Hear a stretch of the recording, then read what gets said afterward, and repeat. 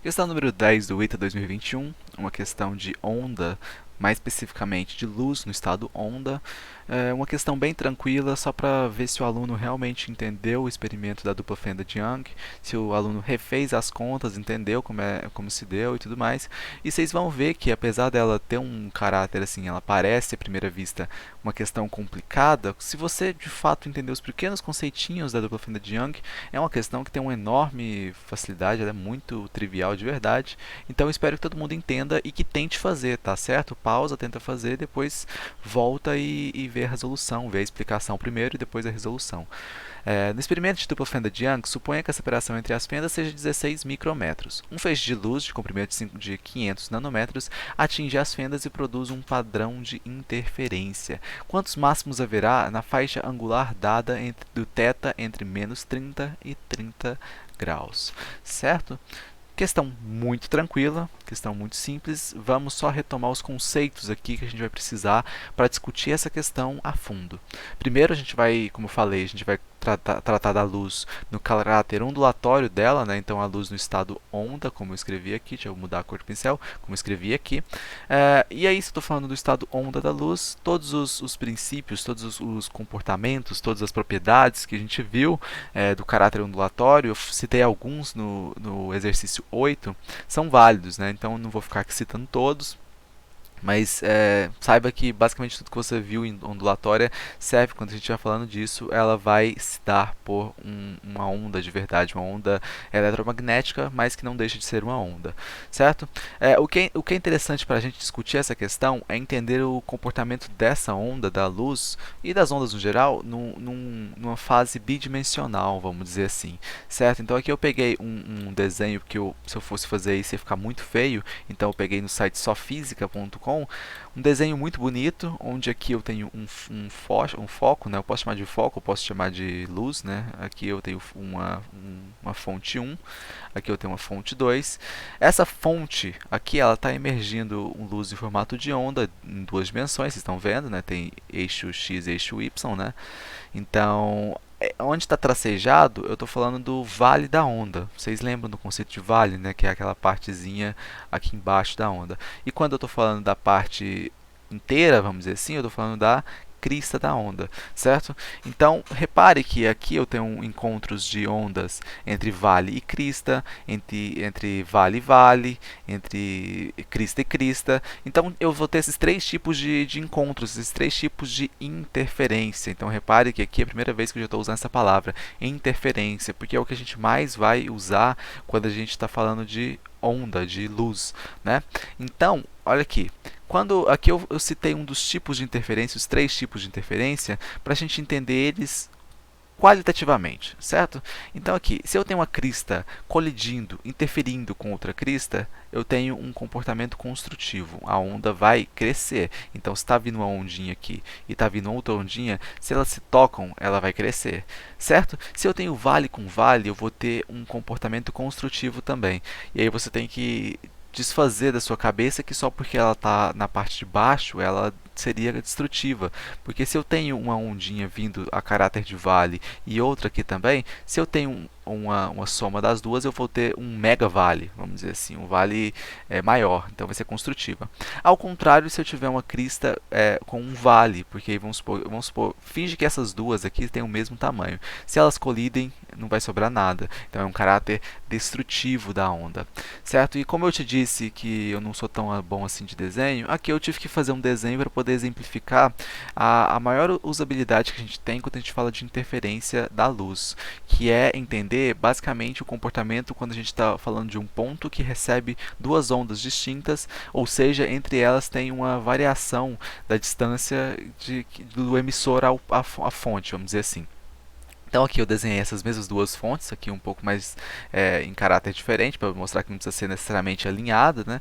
E aqui eu tenho uma fonte 1, aqui eu tenho uma fonte 2, eu tenho uma distância 1 até um ponto que eu determinei aqui como P1, e eu tenho uma distância 2 até esse mesmo ponto, certo? E quando eu estou analisando nesse ponto, o comportamento da interferência nesse ponto, o que eu tenho então é o quê? Uma variação do meu D1 e do meu D2, e esse daqui é o que eu quero chamar a atenção para você, n vezes o meu meio lambda. Por que eu estou falando de meio lambda? Aqui é bem interessante, porque eu sempre vou adotar, quando estou falando de onda, eu sempre vou adotar por padrão que ela tem o comportamento de lambda sobre 2. Porque esse n aqui, como eu disse aqui, é o índice da onda, o coeficiente da onda, ele vai me dizer se eu estou falando de uma onda que teve um comportamento construtivo ou destrutivo, baseado em que? Se esse meu n, acho que eu escrevi aqui embaixo, deixa eu só ver. Escrevi sim. Se esse meu n for ímpar, eu estou falando de uma onda destrutiva. Por quê? Eu estou falando da metade da onda. Então, vamos supor, aqui é 1 vezes lambda sobre 2, ou seja, eu continuei com lambda sobre 2. Se eu estou falando do meu n par, repare, vamos só supor que aqui é 2. Né? Então, eu vou ter um lambda sobre 2, esse 2 vai cortar e eu vou ter uma onda completa. Então, se eu estou falando de uma onda que é maior, eu estou falando de uma onda que é par, eu estou falando de uma onda construtiva. Então, esse n lambda sobre 2 é muito importante. É basicamente como a gente define uma equação que pode tanto englobar o estado destrutivo da onda quanto o estado construtivo da onda. Então isso é muito importante. Não se esqueça dessa relação, não se esqueça desse nzinho aqui, certo? Então sempre que falar de caráter construtivo, considere que o n é par, e quando eu estou falando do caráter destrutivo, eu estou falando que o n é ímpar, certo? E lembrando também que eu esqueci de considerar, mas quando eu estou fazendo uma análise assim mais dimensional, esse n igual a zero também vale, tá certo? Eu vou tentar retomar isso quando eu falar de dupla fenda de Young, se eu não me esquecer, acho que eu vou tentar forçar a não me esquecer, mas o n igual a zero, principalmente no experimento de dupla fenda de Young, vai te dar sim uma freixa de luz, certo? Então vamos de fato a entender o que é o experimento de dupla fenda de Young. Como eu já te dei alguns spoilers, né? Eu estou falando da luz como onda, então a priori você já entendeu que ela pode ser tanto onda quanto partícula. Mas qual seria meu comportamento se a minha luz fosse partícula no dupla fenda de Young? Primeiro deixa eu explicar o dupla fenda de Young, que eu não falei ainda, né? Mas eu acho que todo mundo já viu, mas mesmo assim eu vou falar. Eu tenho aqui um feixe de luz, uma fonte de luz, né? Eu vou chamar de fonte 1. Essa fonte 1 aqui, ela vai soltar, emitir luz, e essa luz vai passar primeiro por uma fenda, que eu não sei que vai ser o comportamento depois disso, e depois ela vai passar por uma fenda com dois buracos, né? Uma fenda dupla. Então, o que vai acontecer quando essa onda passar por esse feixe e depois passar por isso daqui? Se a luz fosse uma partícula, aqui eu fiz uma concentração maior de partículas aqui no meio, aqui tudo está igual, né? Mas aqui uma concentração maior, e aí à medida que ela fosse andando, ela ia se dispersar um pouco e tudo mais, mas eu ainda ia conseguir, provavelmente, se eu tivesse um feixe, um filetezinho para que conseguisse ver como essa luz comportou, eu ia ver provavelmente dois filetes de luz, né? Porque seria uma prolongação desse daqui com a prolongação desse daqui. Talvez no máximo algum movimento assim esquisitinho, bem próximo disso aqui, mas aqui no meio, a princípio tinha que ser escuro, porque eu tenho isso daqui bloqueando, certo? Na teoria deveria ser isso. Mas aí o que aconteceu foi completamente o oposto, porque quando eu estou falando da luz, eu estou falando de partícula e onda. E até então a gente não sabia disso, isso foi em 1800, o Young fez esse experimento na virada do século. Então, o que ele descobriu é que a luz tinha um caráter ondulatório. Ainda não se sabia que ela podia assumir os dois, mas de fato existia, porque a única explicação era essa. Repare, se eu estou falando da onda como da luz como uma onda, eu estou falando de algo que vem aqui, algo que vai acontecer uma difusão aqui, então ela vai, quando ela passar pela primeira fendazinha, ela vai difundir para dois lados, e aí o que vai acontecer? Ela vai passar pela segunda, e aí ela vai novamente fazer uma difusão, à medida que, olha quantas interferências eu tenho aqui.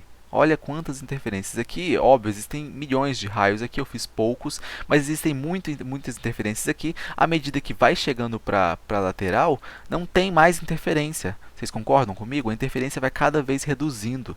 Então, na verdade, nessa metadezinha aqui, que a princípio a gente supôs que seria escuro, porque as partículas iam ser barradas pelaquela paredinha ali, na verdade não. Na verdade foi o lado mais claro, foi o lado onde mais se refletiu luz. Isso era absurdo, ninguém conseguia entender como esse comportamento se dava, a menos que a luz tivesse caráter ondulatório e aqui tivessem mais interferências de onda do que na ponta. À medida que vai se afastando para a ponta, menos filetes de luz você vê, porque menos interferência de onda existe. Então aqui do lado eu peguei outra imagem que basicamente ilustra esse nosso experimento. Reparem que aqui no meio aqui no meio eu tenho exatamente onde era para estar escuro se ela fosse partícula, e aqui onde as interferências vão cada vez reduzindo, ela vai perdendo a força e vão fazer filetes cada vez menores, certo? Esse experimento é muito fácil de reproduzir até mesmo em casa, depois a gente pode comentar sobre isso. Mas como a gente pode interpretar isso matematicamente? Como Young olhou para isso e falou, de fato é isso mesmo, é uma partícula, uma onda, na verdade. Desculpe, não é partícula não. É uma onda que ele interpretou, no caso. Então aqui eu fiz a primeira onda aqui vamos supor, você já viu como é que funciona, então aqui chega uma onda difusa, é uma onda 1, e aqui eu tenho uma onda 2. Aqui eu estimei um ponto no meio vamos chamar desse obstáculo aqui, bem no meio mesmo, estimei de ponto 1, e aqui a distância dele até o filete, a parede que eu quero ver esse experimento, eu estimei de ponto 2, certo? Eu fiz um tracejado da onda até onde vai ser, o seu observador vai receber o primeiro filete. Eu chamei aqui de um filete aleatório, então eu chamei de luz, por quê? Porque é o filetezinho de luz que eu vou observar, certo? Um filete qualquer, eu podia fazer isso para qualquer dimensão, só fiz para cá para ficar mais bonito geometricamente, é onde a galera normalmente faz, né? Todo mundo faz esse experimento para esse lado, não sei porquê. E aqui eu tenho o observador 2, observador não, a onda 2, olha por que não é bom chamar de O, porque eu estou confundindo com o observador lá de óptica. Então, esse O aqui, essa onda 2, até a distância L, eu também vou chamar de um certo valor, certo? Ou a coisa que eu atribuí aqui, esse comprimento grandão aqui, ó, P1, P2, isso daqui tudo, eu chamei de x, né? Porque está orientado no meu eixo x, só para ficar mais claro para vocês entenderem. Enquanto esse P2 até o L até P2, eu chamei de y, porque, novamente, está orientado no eixo y, achei que vai ficar mais fácil de entender. Esse espaço aqui da onda 1 até a onda 2, esse deslocamentinho aqui, eu chamei de A, essa distância aqui. Então, o que eu quero significar? Qual que é o significado? Nossa, eu estou travando. Qual é o significado disso tudo? Vamos analisar triângulo a triângulo, certo? Primeira coisa, vamos tracejar do ponto que eu instituí no meio desse obstáculo até a luz, uma reta, um tracejado, certo? Fiz esse tracejado aqui nessa cor azul. E agora, o que eu tive? Eu obtive um ângulo que eu chamei de θ, certo? Quando eu fiz isso daqui, eu dei um ângulo θ para ele. Eu posso fazer uma relação de triângulos aqui. O primeiro triângulo que eu vou usar é esse triângulo aqui, ó. O primeiro triângulo que eu vou usar é esse. Então, quando eu analiso esse triângulo que é o P, P2 e L, né? Então, foi esse triângulo que eu fiz o desenho aqui. Quando eu analiso esse triângulo, o que eu observo aqui? Olha, eu tenho aqui o ângulo que eu chamei de alfa, né? E aqui eu tenho um cateto oposto, aqui eu tenho um cateto adjacente, eu posso achar ele esse ângulo aqui pela tangente, né? Se eu chamar esse aqui de y, esse aqui de x, minha tangente de alfa vai valer y sobre x. Tranquilo até aí? Aí agora esse segundo triângulo, essa segunda análise que Young fez, ela é um pouco mais difícil de se observar. Porque repare, quando eu faço esse triângulo aqui, se eu tracejar uma reta que venha do observador 1, da onda 1, olha só como é ruim chamar isso aqui de O, da onda 1 até o feixe aqui, essa linha divisória, eu vou obter exatamente a diferença de distância de uma onda até a outra. Por quê? Você tem que considerar o seguinte, estou falando de distâncias que são minúsculas, são microscópicas, eu estou falando de nano, de micro dessas ondas. Então, no micro, no infinito, ondas que se colidem, elas não se colidem, elas são todas paralelas. Quando eu estou falando dessas duas ondas aqui, eu estou lidando quase com elas em caráter paralelo. Quando eu faço esse tracejado daqui até aqui, isso daqui me dá exatamente a diferença de deslocamento de uma onda até a outra. Então, isso daqui é o que essa onda aqui andou a mais do que essa daqui, certo? Então, se eu fizer um tracejado daqui até aqui e quiser encontrar esse ΔD, eu posso relacionar ele com esse triângulo aqui. Ó. Repare que eu tenho um triângulozinho aqui. Ele é um triângulo um pouco mais difícil de se visualizar, por isso que eu fiz ele aqui ao lado. Eu inverti ele, né? Eu coloquei ele na horizontal, certinho, bonitinho, e só trouxe os valores para cá. Esse K aqui eu chamei de valor arbitrário só para não ficar sem valor, mas vocês veem que não vai ser tão necessário. Eu tenho aqui o meu ângulo alfa. Por que esse ângulo aqui é alfa? Isso é interessante vocês. Eu acho que eu não expliquei isso daqui, mas é interessante até para entender a questão do ita. Por que esse ângulo aqui é alfa? Vou fazer aqui do lado, que acho que vai ficar bem claro. Olha aqui. Esse ângulo é alfa pelo seguinte motivo. Nossa, que triângulo feio, mas vocês vão entender. Aqui eu vou ter um ângulo, esse ângulo aqui, quando eu faço uma paralela aqui, é alfa, certo? Então, se aqui vai me dar 90, isso daqui é 90 menos alfa, tranquilo? Aqui eu tenho uma perpendicular, certo? Então, aqui é 90. Para poder somar 180, aqui só pode ser alfa também, certo? Então, é essa análise que a gente faz para poder chamar esse ângulo aqui de alfa. Sabendo que então esse ângulo é alfa, aqui eu tenho minha distância A, que era a distância da onda 1 até a distância 2. Aqui eu tenho meu delta D, que é justamente o que eu quero encontrar, que é a distância que a onda andou a mais que a outra. Eu posso fazer uma relação de de seno, porque eu tenho o cateto oposto sobre a hipotenusa. Isso nos dá seno de alfa, certo? Então aqui eu fiz essa relação, escrevi aqui para vocês, mas agora, como eu estava te falando, como a gente está falando de distâncias microscópicas, os ângulos são muito pequenos, são muito próximos de zero, são quase zero. E nesse critério, quando os ângulos são muito pequenos, a minha tangente de alfa é igual ao meu seno de alfa por relações matemáticas. Então, se eu igualar os dois, óbvio, isso aqui é uma aproximação, então eu nem poderia colocar igual aqui, mas é uma aproximação muito precisa, levando em conta o tamanho dos ângulos, eu vou ter o quê? Substituindo aqui o meu tangente e o meu seno, eu vou ter y sobre x é igual a delta d sobre a. E normalmente eu vou fazer outra substituição, porque agora eu vou trazer a minha equação da interferência de onda, que é aquela n vezes lambda sobre 2, certo? Então, se eu substituir esse meu delta d, eu vou chegar no quê? E passando meu a para o outro lado, eu vou ficar com a vezes y sobre x é igual a n vezes lambda sobre 2.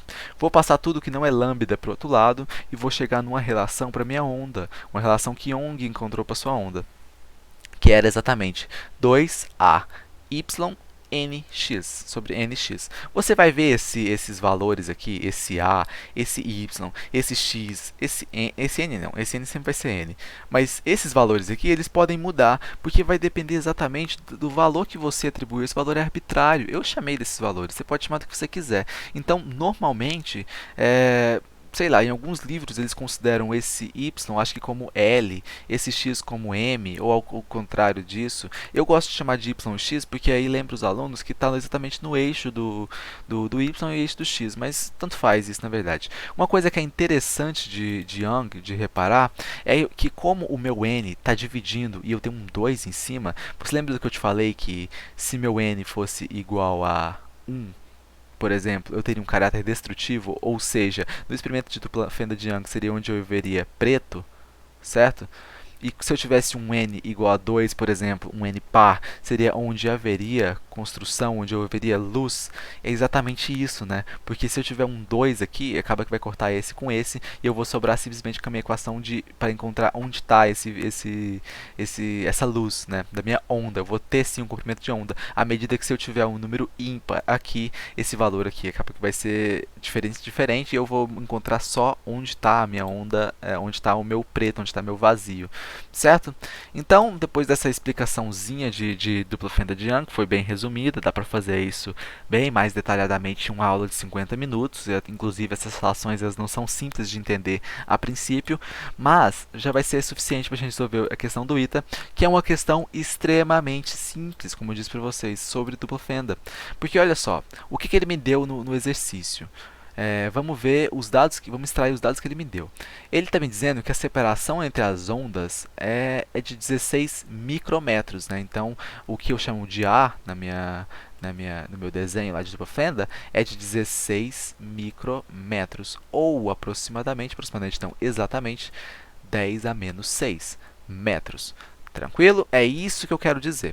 Quando ele me diz que o meu feixe de luz tem comprimento de 500 nanômetros, ele está me dizendo que meu lambda, então, vale 500 nanômetros. Isso, como a gente já sabe, vale 500 vezes 10 a menos 9 metros. Tranquilo também? Até aí, sem problema, certo? Agora vem a nossa parte, a gente tem que fazer a mesma análise que Young fez. Uma análise só que para o problema que ele deu para a gente, né? Vamos aqui, então, identificar as relações nesse triângulozinho aqui. Eu vou só traçar aqui uma reta aqui para ficar mais claro para vocês. Se eu estou falando que aqui é θ, automaticamente aqui também é θ, por relações trigonométricas. Eu tenho duas paralelas cortadas por uma transversal. Você já viu isso, provavelmente em matemática. Você sabe que esse ângulo é exatamente igual a esse ângulo.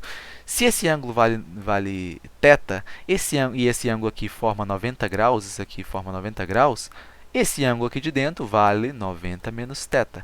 Se esse ângulo aqui vale 90 menos θ e eu tracei essa reta entre a luz 1 e a luz 2 como perpendicular, eu tenho que aqui também vale θ, certo? Então, eu vou só desenhar esse triângulo aqui, tirando ele de todo deitadinho, fazendo ele reto, para vocês entenderem. Deixa eu só fazer um triângulo menos feio, porque senão vai ficar difícil até de visualizar. Tá bem feio, mas dá para entender. Nossa, que triângulo horroroso.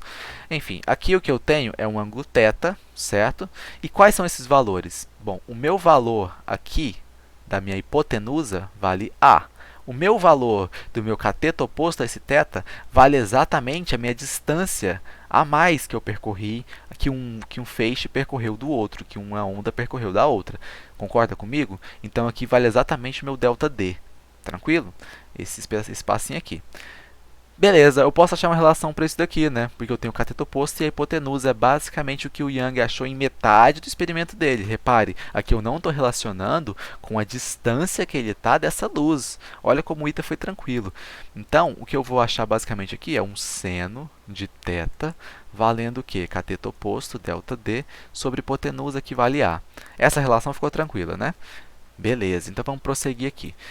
O que eu ainda tenho, o que eu ainda sei sobre esse ΔD? Eu sei aquilo que eu comentei com você quando eu estou falando de interferência, não é? Que é n lambda sobre 2 é igual à minha variação do caminho escolhido, certo? Então, eu vou substituir isso aqui e vou chegar no quê? Vou chegar nisso daqui, ó. Olha a relaçãozinha que bonita que vai saindo. N lambda dividido por 2a. Isso daqui é a minha relação para seno de θ. Só que ele me deu quanto esse ângulo oscilou. Esse ângulo oscilou para cima e para baixo em 30 graus. Esse menos que ele quer me dizer é exatamente isso. Ó. Seno, aqui eu vou chamar de menos seno de 30 graus entre n lambda sobre 2a, entre isso daqui, seno de 30 graus. Ele está me dizendo que aconteceu essa oscilação aqui, certo? Então, o que eu consigo extrair disso daqui? Eu posso agora atribuir valores numéricos, mas antes eu quero que vocês reparem uma coisa. Eu estou falando de caráter construtivo da onda. Eu quero identificar quantos filetes eu tive. Não é isso que é a pergunta dele? Quantos filetes que eu obtive? Ó, quantos máximos haverá? Quantos máximos? Então, eu estou falando de onda do caráter apenas construtivo, certo? Então, automaticamente, eu sei que esse meu n aqui, esse meu nzinho aqui, ele vai dar um valor múltiplo de 2, certo? Ele vai dar um valor par. Ou seja, vai acabar que isso daqui vai cortar com isso daqui em algum instante e vai sobrar simplesmente um... Por exemplo, eu acho que está ficando confuso isso daqui. Mas se o negócio é múltiplo de 2, ele é 2, ele pode ser 4, que é 2 vezes 2, ele pode ser 6, que é 2 vezes 2 vezes 2. Então, repare que eu sempre vou ter um 2 que vai poder cortar com isso daqui. Então, eu vou reescrever isso daqui chamando o termo que sobra, o termo a mais de, sei lá, de m, e vou cortar um dos n's aqui. Então, eu vou escrever o seguinte, eu já vou atribuir aqui que o seno de 30 vale meio, porque você sabe disso, você é esperto. Então, eu vou ter menos meio, menor ou igual que... Eu vou cortar esse 2, vou ficar só com m, que eu não posso chamar mais de n, né? Porque agora eu já sei que é um caráter só construtivo. Lambda sobre a menor ou igual que meio e meio. Certo? Então, beleza. Agora eu vou substituir os valores, vou fazer aqui em cima, que aí eu consigo copiar os valores que eu anotei aqui em cima. O que eu tive lá foi o que, mais ou menos? Foi m lambda sobre a, não foi isso? Então, beleza. O meu lambda vale 500 nanômetros. Então, eu vou ter m 500 vezes 10 a menos 9. E aqui eu vou ter o meu a valendo 16 vezes 10 a menos 6. Eu já vou cortar isso daqui com isso daqui, vai sobrar só um menos 3. E eu já vou chegar essas casas para cá e vai sobrar só um menos 5, um 0,5 na verdade. Então, m 0,5 dividido por 16. 0,5 eu também posso escrever como um meio, né? Então, eu vou escrever isso desse jeito assim. Meio 16, para poder dizer, então, que o meu m sobre 32 é o valor que eu estou procurando. Opa, eu escrevi 36. Que matemática, hein? Nossa, que letra feia. 32, certo? Então, tranquilo. Vamos escrever isso daqui que eu achei, m sobre 32, né? Meio menor ou igual que 1 sobre 32 menor ou igual que meio. Para poder diminuir, faltou um m aqui, né? Para poder achar esse m aqui, eu posso simplesmente multiplicar 32 dos dois lados, né? Em todos os termos da equação, porque eu vou cortar esse 32 aqui e vou sobrar só com o m aqui. Então, fazendo isso daqui, aqui vai sobrar 16, né? Vai ser 32 dividido por 2, menos 16. Aqui eu vou ter o meu m e aqui eu vou ter 32, certo? E aí, o que eu vou ter agora é o seguinte. Opa, 32 não, já estou dando spoiler aqui. 16, certo? Então, o meu m, ele vale tanto para os valores acima do meu eixo que eu tomei como principal, quanto abaixo do meu eixo que eu tomei como principal. Então, os valores menos significam os valores dos filetinhos que estão para baixo desse eixo, e enquanto os valores mais é os acima desse eixo. Ele está interessado em todos, então eu posso somar esses dois e dizer que meu m é igual a 32. Mas aí é onde eu acho que é o que mais exige do conhecimento teórico do aluno, porque o meu m igual a zero também conta. Eu também tenho interferência nisso, certo? É uma interferência do tipo mais forte ainda, a mais forte possível. Então, o que eu vou ter aqui, na verdade, são os 32 habituais, os 32 filetes que vão se divergir para cima e para baixo, e no meio eu vou ter um mais forte, que é o meu filete zero, então eu vou ter 33 filetes de luz, certo? Então, vamos ver se tem essa alternativa e qual que ela é. Alternativa letra E. 33 filetes de luz. E repare que o Ita foi sacana, que ele ainda colocou um 32, para caso você não se lembrasse que, de fato, onde não tem a interferência, onde as ondas não se colidem, vamos dizer, não é bem esse o termo, mas no termo zero, quando meu m vai para zero, é onde de fato eu tenho a maior interferência. Então seria mais ou menos nesse ponto aqui, né? Se eu fizesse, aqui seria meu n igual a zero, e aqui eu teria vários filetezinhos, 33, 16 de um lado, 16 do outro, que totalizariam 33. Certo? Uma questão bem tranquila de dupla fenda de Young. Se você lembrasse os conceitos e como era feito esse experimento, eu acredito que é bem simples chegar nesse resultado. Eu espero que todos tenham acertado. Você vê que, apesar de ser simples, envolve bastante coisa. Então, se você gostou, se você quer ajudar o canal a crescer, curta e compartilhe o vídeo, se inscreva para não perder os próximos, e a gente se vê na questão 11, certo? Eu resolvo ela o dia que sobrar tempo.